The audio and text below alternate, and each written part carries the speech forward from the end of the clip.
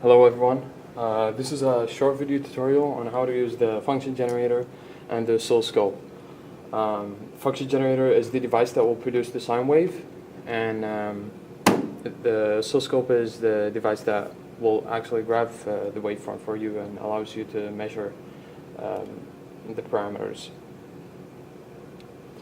So first, this is the cable for the function generator. You connect it here. Make sure it's stable.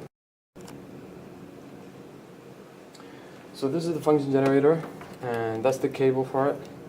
You connect as a red and black lead.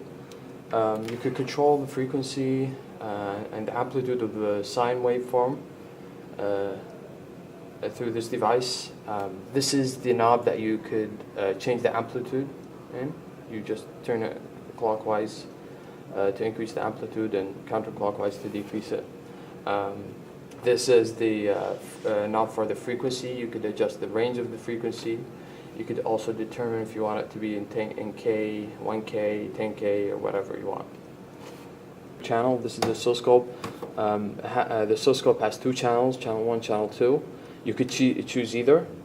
So for this case, for our case right now, we're just going to use channel 1. So you just simply connect it to channel 1. Sorry.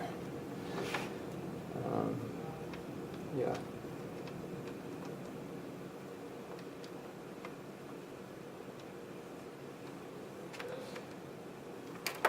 This is the oscilloscope probe. This is the wire that you're going to connect to your function generator cable. You're going to connect the red lead to the long lead here of the oscilloscope, and then you're going to connect the black lead or the ground to the black lead, to the other black lead of the the probe. So after you have successfully connected the function generator to the oscilloscope, you should get a sine wave in this form. If you don't get a sine wave, always try to check probably upon the auto set right here, the auto set button. It's going to say everything for you here, and then you can get it. So now we're connected to channel 1. So you press on the channel 1 menu. You want to make sure that you are in AC coupling, and you want to make sure that the probe attenuation is the same as your probe. So here, if you could see, my probe is set to 10. I don't know if it's going to focus, but yeah, it's 10x. And in here it says 10x. I'm not really sure if you could see it properly. I'm going to try to zoom it in.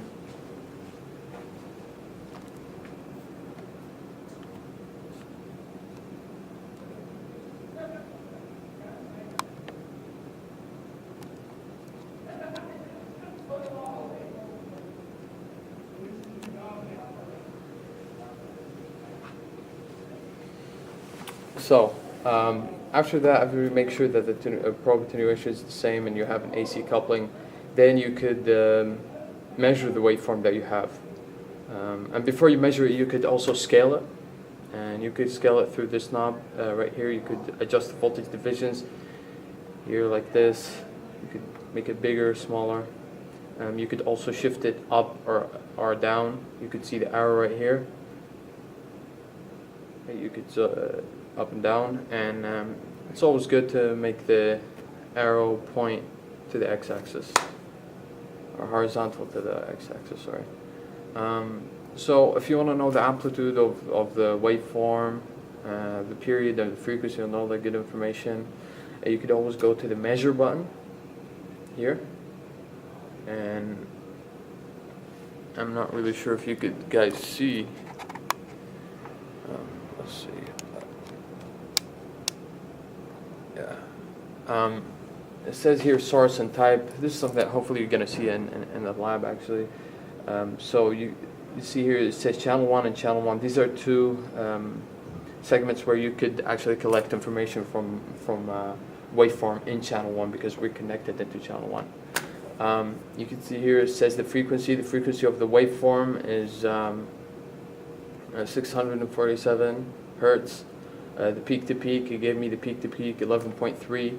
You could also collect more information by putting that button. If you want to change this segment, you just press on that button right here, and it's going to give you the period. This is the period, the mean, all the good stuff. So, yeah. And it's also the same here with the other segment. Sorry, here. For every channel, you could get 2 information from it, or 2 segments. Sorry. So yeah, that's basically it. The other thing is, sorry. The other thing is the trigger. Okay, the trigger is simply, it's really the arrow here that allows the waveform to be stable. So for example, let me just scale it down, scale the waveform down. If you notice when I move the trigger, when I move the trigger clockwise, after the arrow is out of the range of the waveform, you see here the waveform is gonna start to be unstable. You can see the arrow went up, and the waveform you just cannot collect information from it. So the trigger allows the waveform to be stable in the screen. Okay, so you can see so far now. It's just moving. It's unstable. So let's move the trigger, the knob counterclockwise. You can see now it's stable. So fairly simple.